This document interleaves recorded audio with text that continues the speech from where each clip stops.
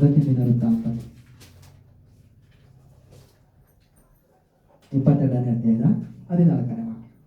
ಸ್ಥಿರಚಿತ್ತನಾಗಿರು, ಹೌದು. ಧೈರ್ಯದಿಂದಿರು, ಅಂಜಬೇಡ, ಕಳವಳಗೊಳ್ಳಬೇಡ.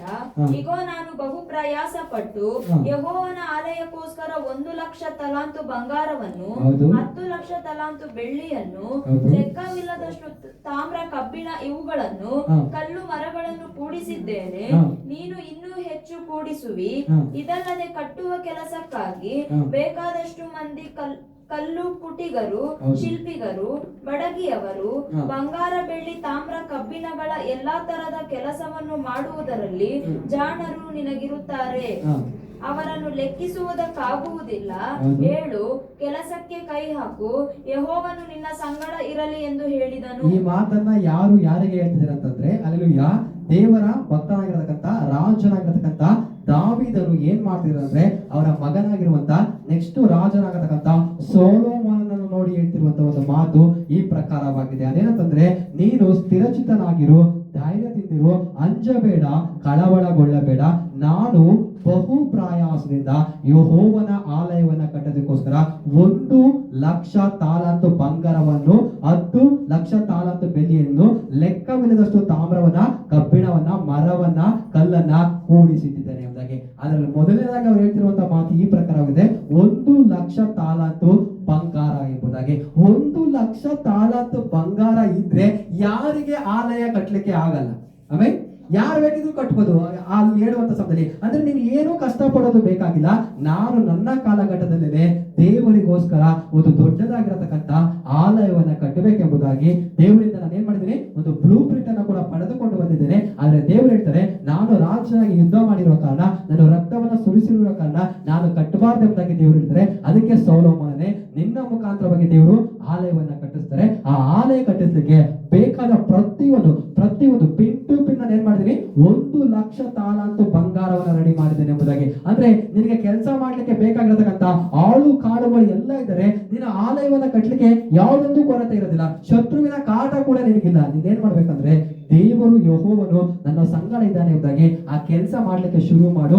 ಬೇಕಾದಂತ ಎಲ್ಲವೂ ನಾನು ಸಿದ್ಧ ಮಾಡಿದ್ದೇನೆ, ನಿನಗೆ ಯಾವುದೊಂದು ಕೊರತೆ ಬರಲ್ಲ ಎಂಬುದಾಗಿ ಈ ವಾಕ್ಯ ಆಲೋಚನೆ ಮಾಡುವಾಗ ಈ ಪ್ರಕಾರವಾಗಿ ಎಲ್ಲ ಒಂದು ಕೊರತೆ ಇಲ್ಲದಾಗಿ ಒಬ್ಬರು ಕೂಡಿಸಿಟ್ರೆ ಆಲಯವನ್ನ ಕಟ್ಟಬಹುದು ಎಂಬುದಾಗಿ. ಆ ರೀತಿಯಾಗಿನೇ ದಾವೀದನು ಎಲ್ಲವನ್ನ ಕೂಡಿಸಿಟ್ಟು ಅವರ ಮಗನಾಗಿರತಕ್ಕಂಥ ಸೊಲೊಮೋನನು ಎಲ್ಲ ಒಂದು ಸೇವಕರನ್ನ ಸೇರಿಸಿಕೊಂಡು ಆಲಯವನ್ನ ಕಟ್ಟಿದ್ರು ಎಂಬುದಾಗಿ.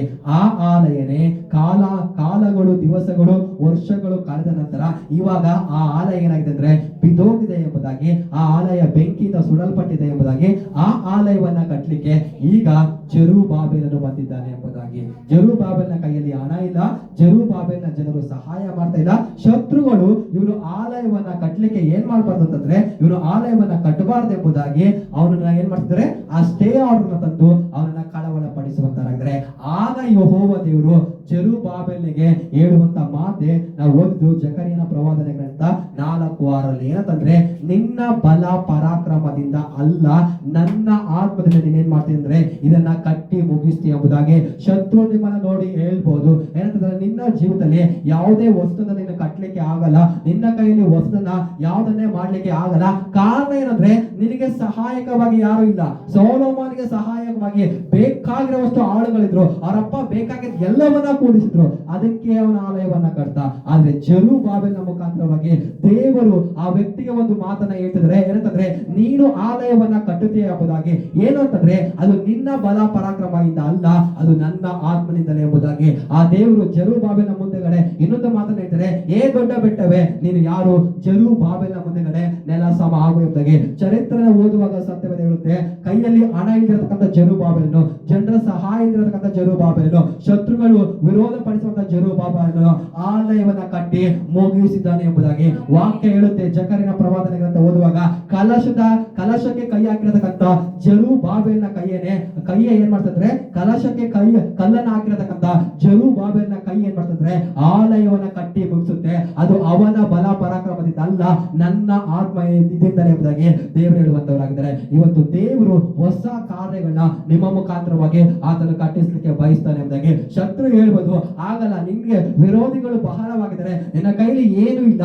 ಮತ್ತೆ ಅಲ್ಲೆಲೂಯಾ ನಿನ್ಗೆ ಕಟ್ಲಿಕ್ಕೆ ಯಾರು ಸಹಾಯ ಮಾಡಲ್ಲ ಎಂಬುದಾಗಿ ಎಂಬುದಾಗಿ ಶತ್ರು ಹೇಳ್ಬೋದು. ಆದ್ರೆ ಜೆರುಬ್ಬಾಬೆಲನ ಮುಖಾಂತರವಾಗಿ ವಾಗ್ದಾನವನ್ನ ಮಾಡಿ ಆ ಪ್ರಕಾರವಾಗಿ ನೆರವೇರಿಸಿದ ದೇವರು ಈ ಮುಂಜಾನೆ ಕಾಲ ಸಮಯದಲ್ಲಿ ಹಲ್ಲೆಲೂಯಾ ಇದನ್ನ ಕೇಳತಕ್ಕಂತ ಪ್ರತಿಯೊಬ್ಬರ ಮುಖಾಂತರವಾಗಿ ಆತನ ಏನನ್ನ ಬಯಸದನೋ ಆ ಹೊಸ ಕಾರ್ಯವನ್ನ ಮಾಡ್ಲಿಕ್ಕೆ ಜೆರುಬ್ಬಾಬೆಲನಿಗೆ ಸಹಾಯ ಮಾಡಿದ ಪ್ರಕಾರ ದೇವರು ನಿಮ್ಮ ಜೀವಿತಗಳಿಗೆ ಸಹಾಯ ಮಾಡ್ಲಿ ಎಂದಾಗಿ ನಾವು ಈ ಮುಂಜಾನೆ ವೇಳೆಯಲ್ಲಿ ಪ್ರಾರ್ಥನೆ ಮಾಡಿ ಮುಗಿಸೋಣ. ಸಂದೇಶ ಈ ಪ್ರಕಾರವಾಗಿತ್ತು, ಏನಂದ್ರೆ ಪವಿತ್ರಾತ್ಮಾನುಸಾರವಾಗಿ ನಾವು ನಡೆಯುವಂತವರಾಗಿರ್ಬೇಕೆಂಬುದಾಗಿ. ಶತ್ರು ತರತಕ್ಕಂತ ಶೋಧನೆ ಯಾವ ರೀತಿಯಾಗಿದ್ರು ಕೂಡ ಅದೇನಾದ್ರೂ ಕೋಪ ಆಗಿರ್ಬೋದು, ಅಥವಾ ನಮ್ಮ ಜೀವಿತದಲ್ಲಿ ದ್ವೇಷ ಆಗಿರ್ಬೋದು, ಅಥವಾ ಯಾರನ್ನ ಕ್ಷಮಿಸಿರತಕ್ಕಂಥ ಒಂದು ಸ್ವಭಾವ ಆಗಿರ್ಬೋದು, ಇವೆಲ್ಲ ಕೂಡ ಶತ್ರುವಿಂದ ಬರ್ತದೆ. ಅದು ಮಾತ್ರ ಅಂದರೆ ಪಾಪದೊಟ್ಟಿಗೆ ಇರತಕ್ಕಂತ ಒಂದು ದೊಡ್ಡ ಹೋರಾಟ ಇದಾಗಿದ್ರು ಕೂಡ, ಅಥವಾ ಹಣದ ಮೇಲೆ ಮೋಹ. ತುಂಬಾ ಜನರು ಏನ್ ಮಾಡ್ತಾರೆ ಅಂತಂದ್ರೆ ಆ ಪ್ರಕಾರವಾಗಿ ಇರುವಂತವರಾಗಿದ್ದಾರೆ.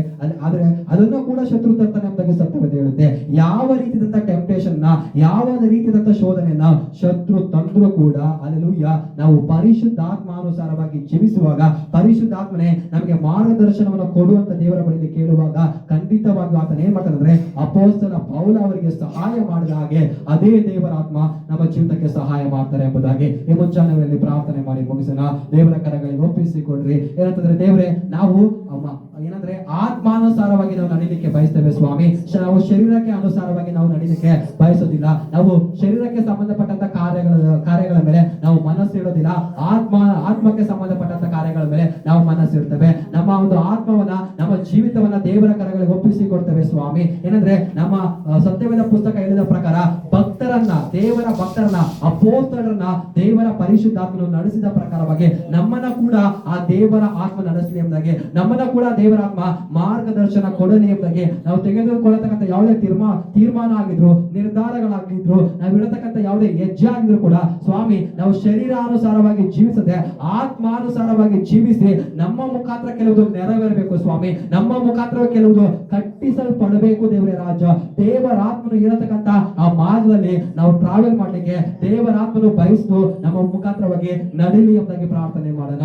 ಮಹಾಪರಿಶುದ್ಧವುಳ್ಳತಕ್ಕಂಥ ತಂದೆ, ಈ ಮುಂಜಾನೆ ಕಾಲ ಸಮಯದಲ್ಲಿ ದೇವರೇ ರಾಜ ಅಪ್ಪ, ನಾವು ಶರೀರಾನುಸಾರವಾಗಿ ಜೀವಿಸುವುದಿಲ್ಲ, ಶರೀರಾನುಸಾರವಾಗಿ ನಾವು ನಡೆಯುತ್ತಿಲ್ಲ, ಪರಿಶುದ್ಧಾತ್ಮ ಅನುಸಾರವಾಗಿ ನಾವು ನಡೀತೀವಿ ಅಂತಾಗೆ ಯಾರೆಲ್ಲ ಪ್ರಾರ್ಥನೆ ಮಾಡ್ತಿದ್ರು ವಾಕ್ಯ ಹೇಳುತ್ತೆ, ಪರಿಶುದ್ಧಾತ್ಮನ ಅನುಸಾರವಾಗಿ ನಡೆಯುವಂತರ ಜೀವಿತದಲ್ಲಿ ವಾಕ್ಯ ಬರೆದ ಹಾಗೆ ಧರ್ಮಶಾಸ್ತ್ರವು ನೆರವೇರಲಿಕ್ಕೆ ಸಾಧ್ಯವಾಯಿತು ಎಂಬುದಾಗಿ ಇವರ ಜೀವಿತದಲ್ಲಿ ದೇವರು ಏನು ಉದ್ದೇಶ ಮಾಡಿದ್ರು ಅದನ್ನ ನೆರವೇರಿಸಲಿಕ್ಕೆ ಸ್ವಾಮಿ ನೀನು ಸಹಾಯ ಮಾಡಿ ಎಂಬುದಾಗಿ. ಕಾರಣ ಏನಂದ್ರೆ ಇವರು ಪರಿಶುದ್ಧಾತ್ಮಾನುಸಾರವಾಗಿ ನಡಿಬೇಕೆಂಬುದಾಗಿ ಆಸೆ ಪಡ್ತಿದ್ದಾರೆ. ಇವ್ರು ಏನು ಒಳ್ಳೆದನ್ನ ಮಾಡ್ಬೇಕು ಅನ್ಕೊಂಡಿದ್ರು ಆ ಒಳ್ಳೆದನ್ನ ಮಾಡ್ಲಿಕ್ಕೆ ಸಹಾಯ ಮಾಡು. ಇವ್ರು ಯಾವ ಕೆಟ್ಟದನ್ನ ಮಾಡಬಾರ್ದು ಅನ್ಕೊಂಡಿದ್ರು ಆ ಕೆಟ್ಟ ಕಾರ್ಯವನ್ನ ಮಾಡದ ಹಾಗೆ ಸ್ವಾಮಿ ಸ್ತೋತ್ರ. ಶತ್ರುವಿನೊಟ್ಟಿಗೆ ಅಡವಿಯಲ್ಲಿ ಯೇಸು ಕ್ರಿಸ್ತು ದೇವರು ಶೋಧನೆಯನ್ನ ಜಯಿಸಿ ಬರ್ಲಿಕ್ಕೆ ಸಹಾಯ ಮಾಡಿದ ದೇವರ ಪರಿಶುದ್ಧಾತ್ಮನೆ ನಮ್ಮೆಲ್ಲರಿಗೂ ಸಹಾಯ ಮಾಡಿ ಸ್ವಾಮಿ. ಶತ್ರು ಯಾವ ವಿಧವಾಗಿ ದೇವರ ರಾಜ ಶೋಧನೆಗಳನ್ನ ಪರೀಕ್ಷೆಗಳನ್ನ ತೆಗೆದುಕೊಂಡು ಬಂದ್ರು ದೇವರ ರಾಜ, ಅದನ್ನ ಜಯಿಸಿ ಪರಿಶುದ್ಧಾತ್ಮಾನುಸಾರವಾಗಿ ಜೀವಿಸಲಿಕ್ಕೆ ಸ್ವಾಮಿ ನಮ್ಮ ಆತ್ಮಿಕ ಜೀವಿತವನ್ನ ಬಲಪಡಿಸಿರಿ ಎಂಬುದಾಗಿ ಸ್ವಾಮಿ. ಅವತ್ತು ಕರ್ತನೆ ದೇವರ ರಾಜ ಮಿಡಲ್ ಕ್ಲಾಸ್ ಎಂಬತಕ್ಕಂತ ಆ ನೇಮ್ ಬೋರ್ಡ್ ಅನ್ನ ದೇವರು ಕ್ಯಾನ್ಸಲ್ ಮಾಡ್ಲಿಕ್ಕಾಗಿ ಸ್ತೋತ್ರ ದೇವರ ರಾಜ. ಪ್ರತಿಯೊಬ್ಬರ ಜೀವಿತದಲ್ಲಿ ದೇವರು ನೇಮಿಸಿರ್ತಕ್ಕಂಥ ಆಶೀರ್ವಾದಗಳು ಬರಲಿ. ಇವರು ನೀನು ಅಂದುಕೊಂಡಿರತಕ್ಕಂಥ ಕಾರ್ಯಗಳನ್ನ ಕಟ್ಟಿ ತೋರಿಸಲಿಕ್ಕೆ, ಜೆರುಬ್ಬಾಬೆಲ ರೀತಿಯಲ್ಲಿ ಕೆಲವುದನ್ನ ಕಟ್ಟಿ ತೋರಿಸಲಿಕ್ಕೆ ಸ್ವಾಮಿ ಸಹಾಯ ಮಾಡು. ಬಲಹೀನವಾಗಿರತಕ್ಕಂಥ ಆತ್ಮಗಳನ್ನ ದೇವರು ಬಲಪಡಿಸಿ ಎಂಬುದಾಗಿ ಕರ್ತನೆ ಸ್ವಾಮಿ ಪ್ರಾರ್ಥಿಸ್ತೇನೆ ಸ್ವಾಮಿ. ಎಲ್ಲ ಬ್ಯಾಕ್ ಪೈನ್ಗಳು ತೆಗೆಯಲ್ಪಡಲಿ ಪ್ರಾರ್ಥಿಸ್ತೇವೆ. ಎಲ್ಲ ಹಲ್ಲು ನೋವುಗಳು ತೆಗೆಯಲ್ಪಡಲಿ. ಅದರ ಒಳಗಿರತಕ್ಕಂಥ ಬ್ಯಾಕ್ಟೀರಿಯಾ, ಅದರ ಒಳಗಿರತಕ್ಕಂಥ ಹುಳ ಯೇಸುವಿನಲ್ಲಿ ಅದು ನಾಶವಾಗಲಿ ಎಂಬುದಾಗಿ ಪ್ರಾರ್ಥಿಸ್ತೇವೆ. ದೇವರು ಮುಟ್ಟಿ ಸೌಖ್ಯ ಪಡಿಸಲಿ ಎಂಬುದಾಗಿ ನಿಮ್ಮ ಕರಗಳಿಗೆ ಪ್ರಾರ್ಥನೆ ಒಪ್ಪಿಸಿ ಕೊಡುತ್ತಾ ನಚ್ಚರೀತಿನ ಯೇಸುವಿನಲ್ಲಿ ಬೇಡಿ ಹೊಂದಿದ್ದೇವೆ ತಂದೆ. ಆಮೆನ್. ನನ್ನ ಮನವೇ ಯೆಹೋವನನ್ನ ಕೊಂಡಾಡು, ನನ್ನ ಸೆರೆಯಿಂದಗಳ ಪರಿಶುದ್ಧ ನಾಮವನ್ನು ಕೀರ್ತಿಸಲಿ. ನನ್ನ ಮನವೇ ಯೆಹೋವನನ್ನ ಕೊಂಡಾಡು, ಆತನು ಮಾಡುವ ಸಕಲ ಉಪಕಾರಗಳಲ್ಲಿ ಒಂದನ್ನು ಮಾಡಿ